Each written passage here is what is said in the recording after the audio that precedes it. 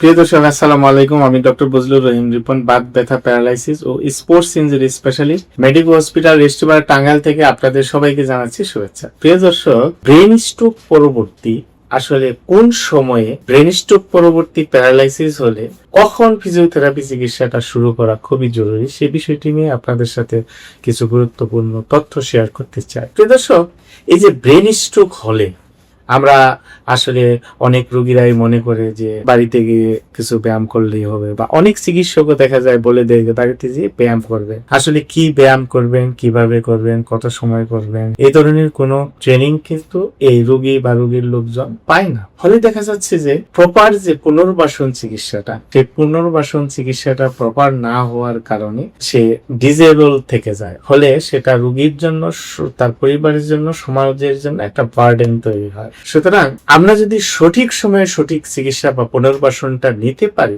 তাহলে কিন্তু আমাদের রোগীদের ডিজেবিলিটি কমানো বা রোগীকে আবার অ্যাক্টিভ করা সম্ভব। তো যে কথা বলতেছিলাম যে কখন ফিজিওথেরাপি চিকিৎসাটা আসলে স্টার্ট করা প্রয়োজন, গবেষণা যেটি বলে যে ব্রেন স্ট্রোক পরবর্তী ইমিডিয়েটলি হসপিটালাইজড করে তাকে মেডিকেল ট্রিটমেন্ট দিয়ে মেডিকেলি স্টেবল করার পর থেকেই কিন্তু আপনার ফিজিওথেরাপিটা শুরু করা ভালো। অর্থাৎ মেডিকেলি স্টেবল হতে হয়তো 24 থেকে 48 ঘন্টা সময় লাগে, তার অথবা সর্বোচ্চ 72 ঘন্টা পর্যন্ত সময় লাগতে পারে।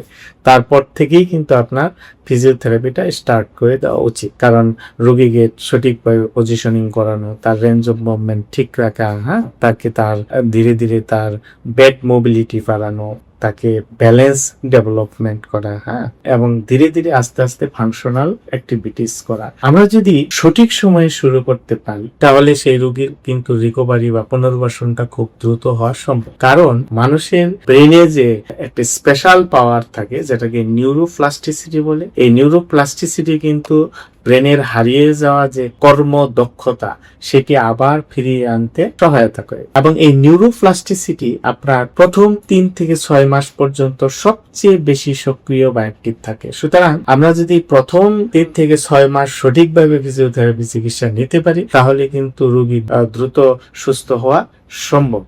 সুতরাং প্রত্যেকটা রোগীকে আপনার যথাসময়ে যদি আপনার ফিজিওথেরাপি স্টার্ট করা যায়, এবং সেই ফিজিওথেরাপি অবশ্যই হতে হবে একজন বিশেষজ্ঞ ফিজিওথেরাপি চিকিৎসকের তত্ত্বাবধানে। কারণ একজন বিশেষজ্ঞ ফিজিওথেরাপি চিকিৎসক আপনাকে এভিডেন্স বেসড চিকিৎসা দিতে সক্ষম, যাতে আপনি দ্রুত সময়ের মধ্যে আপনার ফাংশন আবার ফিরে পেতে পারেন। সুতরাং প্রিয় দর্শক, আপনারা যারা এই ধরনের ব্রেন স্ট্রোকের পরবর্তী প্যারালাইসিসে ভুগছেন, আপনারা যদি অ্যাজ আর্লি অ্যাজ পসিবল একজন বিশেষজ্ঞ ফিজিওথেরাপি চিকিৎসকের পরামর্শ নিতে পারেন, তাহলে আশা করি যে আপনি দ্রুত সময়ের মধ্যে আপনার রিকভারিটা বা আপনার পুনর্বাসনটা বা আপনার কাজে ফেরাটা সম্ভব হবে।